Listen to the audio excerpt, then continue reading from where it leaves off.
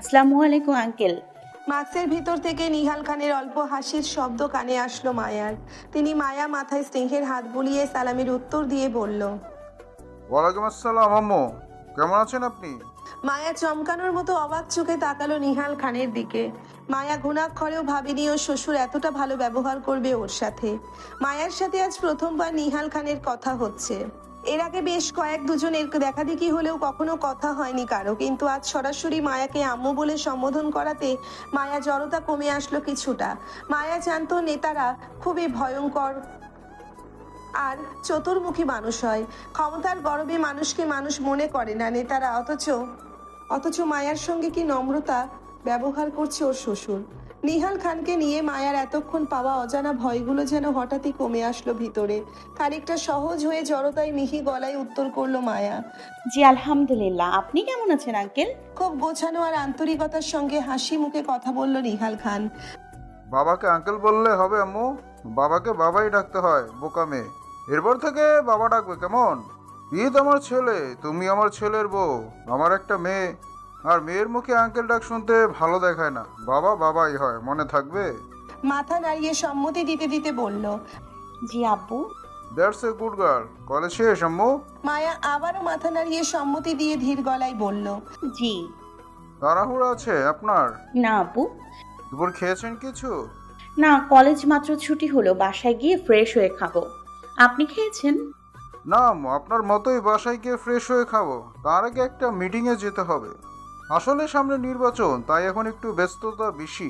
নয়তো বাবা মেয়ে মিলে লাঞ্চটা শেষ করে যেতাম। আচ্ছা যাই হোক, আপনি এটা নিন আম্মু, আমি খুশি হব। নিহাল খানের হাতে একটা মোটাসোটা চিঠির খাম ছিল। এতক্ষণ মায়া লক্ষ্য করেনি সেটা।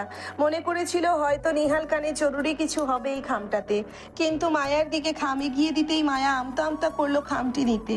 মায়াকে দ্বিধাবোধ করতে দেখে তিনি পুনরায় বলল খামটা নিতে। মায়া জড়তাই হাতে খামটি নিতেই বুঝতে পারলো বেশ ভারী এই খামটি।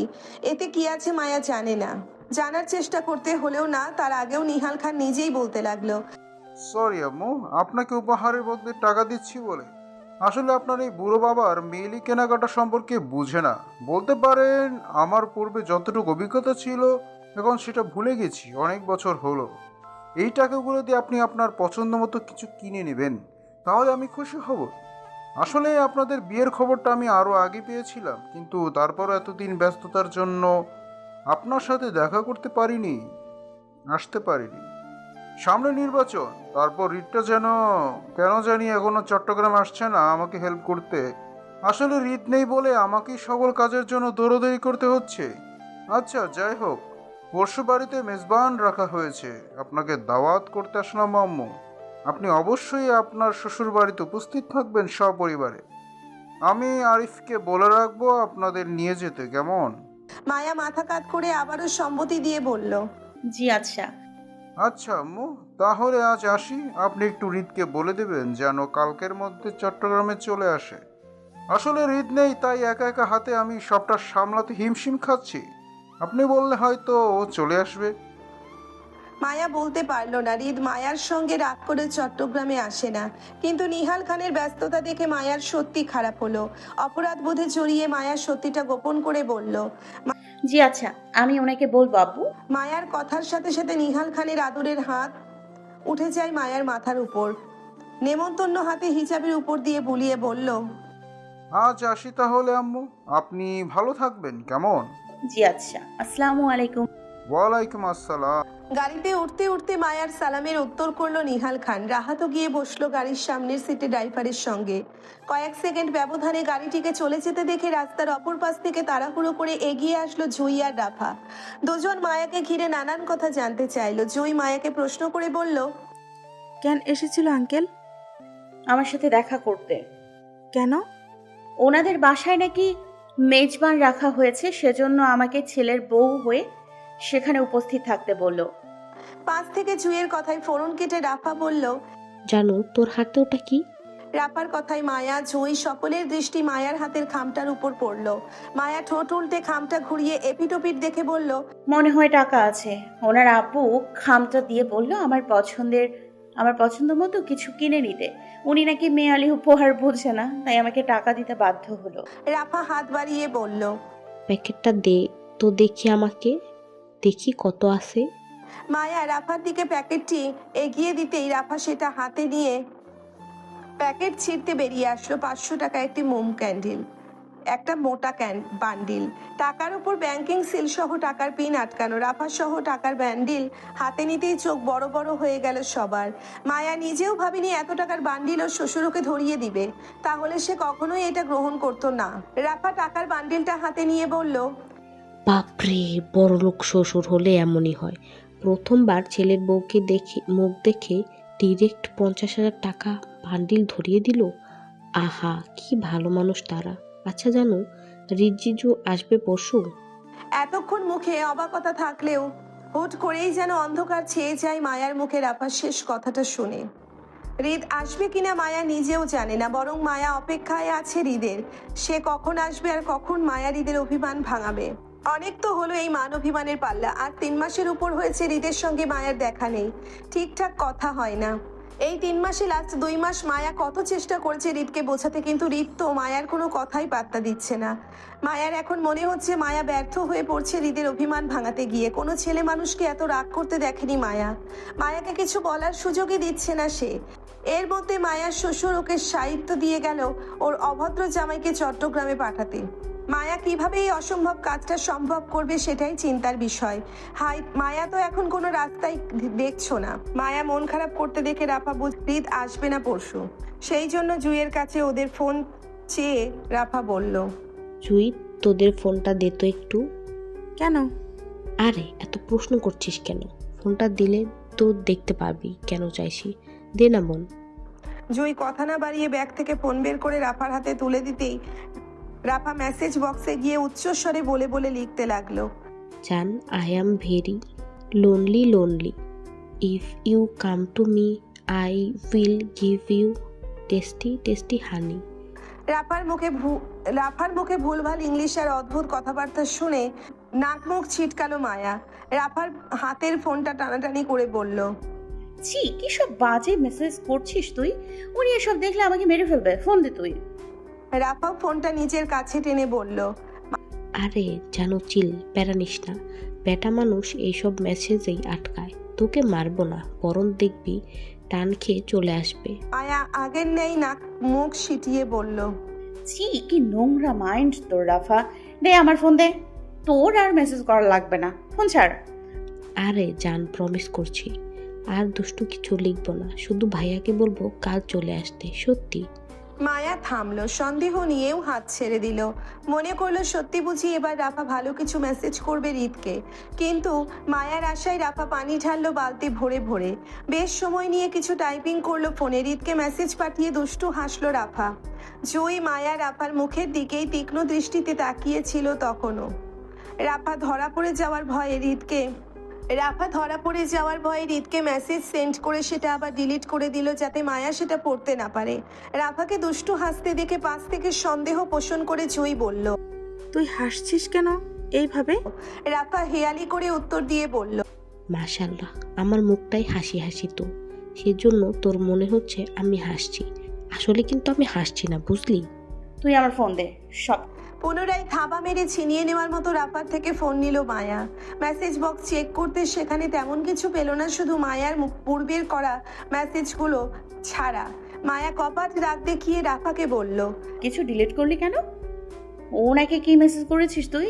রাফা এগিয়ে এসে মায়ার কাঁধ জড়িয়ে ধরতে ধরতে স্বতঃস্ফূর্তার সঙ্গে বলল, করছি কিছু একটা, তবে তুই শিওর থাক। জানো, কাল ভাইয়া মেসেজটা দেখা মাত্রই চট্টগ্রামের উদ্দেশ্যে বেরিয়ে পড়বে। আসলে বেটা মানুষ নারীতেই আটকায়, বুঝলি? রাফার কথায় মায়া যেন খুশি হয়ে গেল, অবিশ্বাস্য গলায় বলল, সত্যি আসবেন উনি? মানে 200 কোটি% শিওর থাকো, ভাইয়া অবশ্যই আসবেন। এখন তুই আমাদের লাঞ্চ করাও তো জানো, তারপর তোমার জন্য স্পেশালি শপিংয়ে যাব আমরা। রাফার কথায় মায়া কিছু বলবে তার আগেই জুই প্রশ্ন করে বলল, শপিংয়ে কেন? আরে শাড়ি কিনতে হবে না? হঠাৎ শাড়ি কেন? আরে পরশু জানু ওর শ্বশুর বাড়িতে যাবে, তখন কি সাধারণ ড্রেস পরে যেতে পারবে? বউ বলে কথা, অবশ্যই শাড়ি পরতে হবে জানুর। নয়তো জানো শ্বশুরবাড়ির মানুষ কি ভাববে বলতো? রাফা কথা আপত্তি জানিয়ে জুই বলল, তাই বলে এখন কেন শাড়ি কিনতে যেতে হবে? প্রোগ্রাম তো পরশু, কাল শপিংয়ে গেলেও হয়। রাফা আত্মবিশ্বাসের সঙ্গে বলল। জুই এবার সন্দেহ। কাল জানো জিজুকে নিয়ে অনেক ব্যস্ত থাকবে, কাল সময় পাবে না, তাই আজকেই চল। জুই এবার সন্দেহ করে বলল, তুই কিভাবে এত শিওর হচ্ছিস হৃদ ভাইয়া কালই চলে আসবে? 3 মাস ধরে ভাইয়াকে মানাতে পারছে না মায়া, আর তোর একটা মেসেজে ভাইয়া কাল চলে আসবে? রাফা ভাব নিয়ে বলল, আসলে এতদিন আসল জায়গায় ওষুধ পড়েনি, সেজন্য ব্যথা ভালো হচ্ছিল না। এখন ঠিক জায়গায় মলম লাগিয়েছি, ব্যথা ভালো না হওয়ার চান্স নাই, বুঝলি? রাফা খানিকটা বিরক্ত হয়ে বলল, আরে চল তো, মানেটা কালকেই টের পাবি, এখন চল। রাফা রিতকে কি মেসেজ করলো যার জন্য রিত সবকিছু ভুলে চট্টগ্রামে চলে আসবে মায়ার জন্য, তা মায়া জানে না আর না জানতে চায়। রাফা চাই মেসেজে লিখুক, তাতে আমার কোনো আপত্তি থাকবে না যদি রিত সত্যি সত্যি চট্টগ্রামে চলে আসে। তাহলে মায়া শুধু এই মুহূর্তে রিতকে চায়, সে যেভাবেই হোক। এত অপেক্ষা এবার মায়াও বিষাক্ত লাগছে। একটা পড়ন্ত বিকেল, সময় 5:40। ঘরে মাত্র কোচিং ক্লাস শেষ করে বাসায় ফিরছে জুই, মায়া, রাফা। ইতিমধ্যে শ্রেয়া, নাদিয়া অটো নিয়ে উল্টো পথে চলেও গেল। কোচিং থেকে রাফার বাড়ি কাছেই, সেই জন্য সে আপাতত এই অল্প রাস্তাটা মায়াদের সঙ্গেই হেঁটে যাবে। সারাদিন ক্লাস শেষ করে 1:30 কি 2টার দিকে বাসায় ফিরে 1 ঘন্টা মতো রেস্ট নিয়েই আবার ফিরতে হয় কোচিং ক্লাসে। রোজকার মতোই আজও সবাই কোচিং ক্লাস শেষ করে বাসায় ফিরছিল। স্বাভাবিকের ন্যায় 3 জনের মধ্যে টুকটাক কথাবার্তাও হচ্ছিল। এর মাঝে হঠাৎ রাফা মায়াকে প্রশ্ন করে বলল, জানো জিজু আসেনি এখনো? মায়া স্বাভাবিকের ন্যায় মাথা নাড়িয়ে অসম্মতি দিয়ে বলল। না। মায়ার কথা শেষ হতে হতে এর মাঝে কথা বাড়ালো জুই। রাফাকে খোঁচা মেরে জুই বলল, তুই না কাল বললি হৃদ ভাই আজকে ফিরবেন, কই ভাইয়া তো আসলো না, শুধু চাপা মারলি। জুইয়ের খোঁচা মারা কথাটা রাফা হাওয়ায় উড়িয়ে দিল যেন। রাফা কাল মায়াকে আশ্বস্ত করেছিল হৃদ আজকে চট্টগ্রামে ফিরবে, কিন্তু হৃদকে ফিরতে না দেখে যদিও রাফার চিন্তিত হওয়ার কথা ছিল, কিন্তু তার কিছুই দেখা গেল না রাফার মাঝে। বরং রাফা কালকের ন্যায় আজও বেশ কনফিডেন্সের সাথে মায়াকে আশ্বস্ত করে বলল, জানো রিল্যাক্স, জিজু মনে হয় তোর আমার মেসেজটা দেখতে পায়নি, দেখতে পেলে এতক্ষণে তোমার টান খেয়ে অবশ্যই চট্টগ্রামে উপস্থিত থাকতো।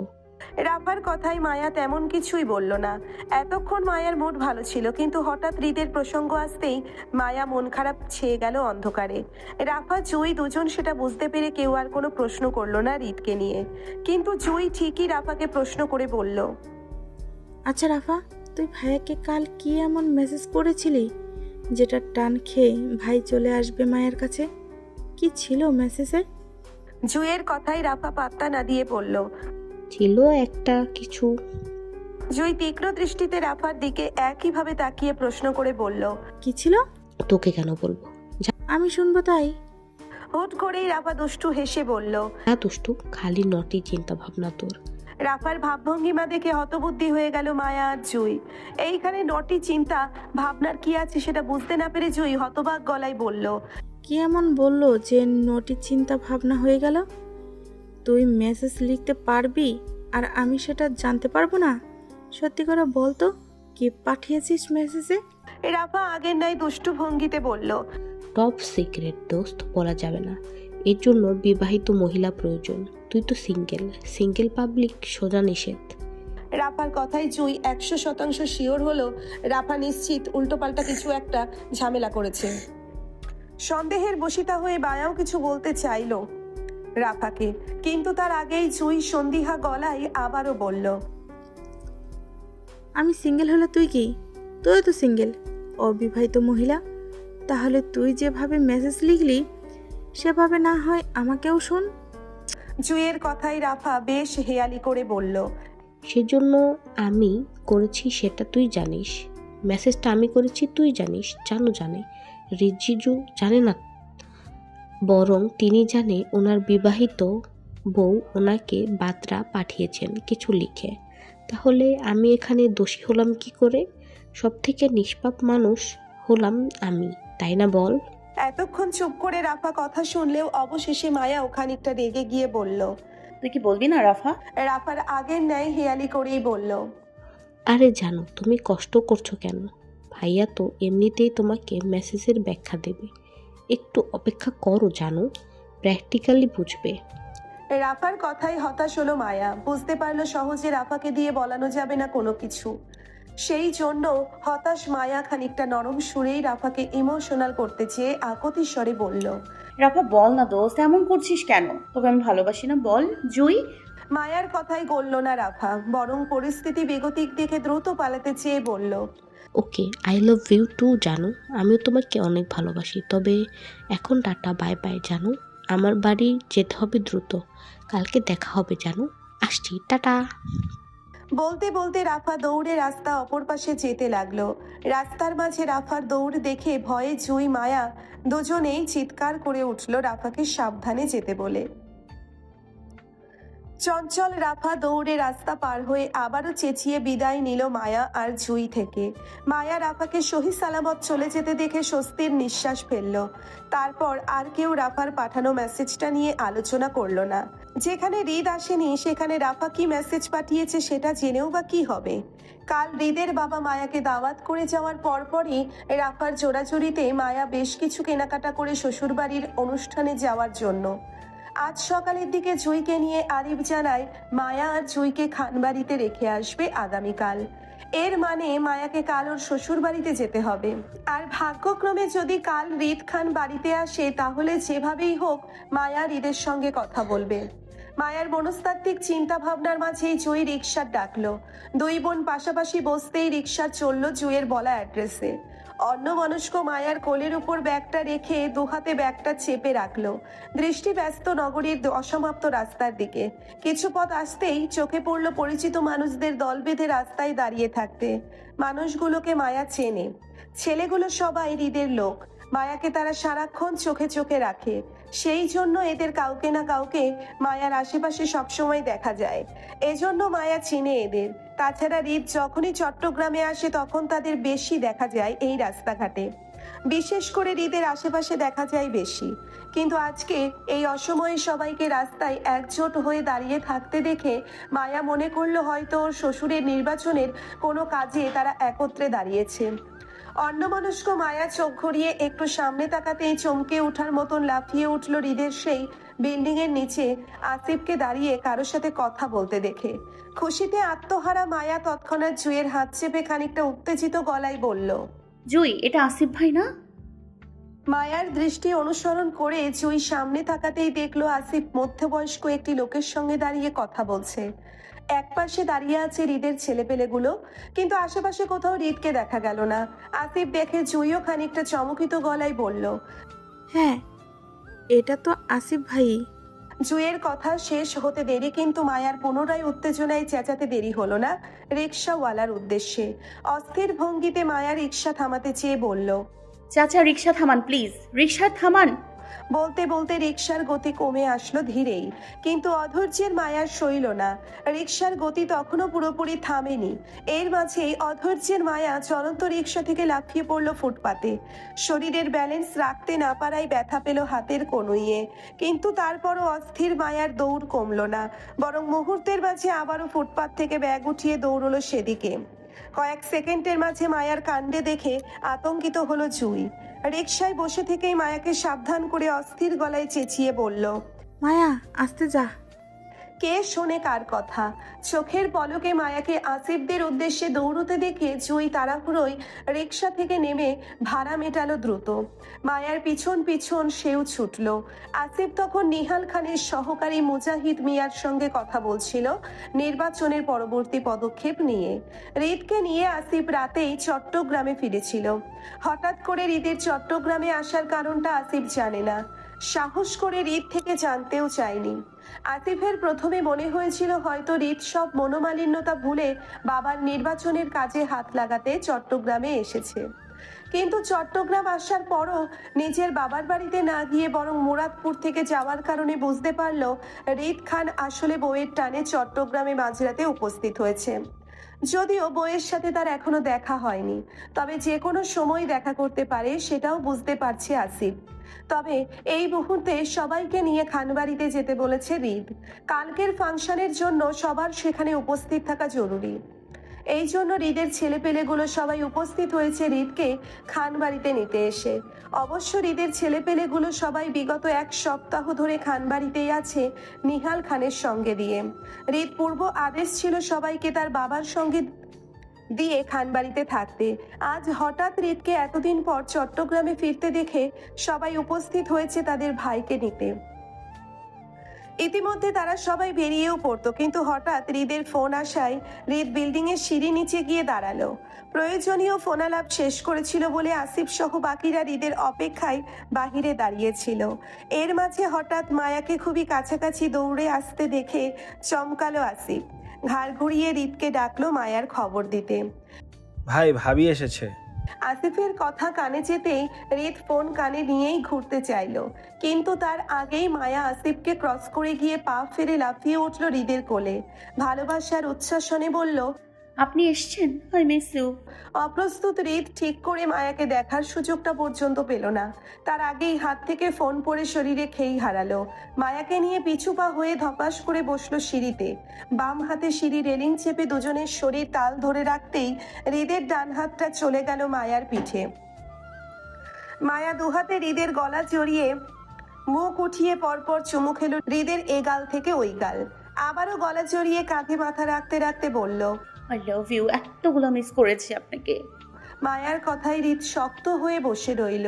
মুহূর্তের মাঝে কি থেকে কি হলো বুঝতে যেন কয়েক সেকেন্ড সময় লাগলো, কিন্তু বুঝতে পেরেই যেন বুকের ভিতরটা ধপাস ধপাস করে লাফাতে লাগলো।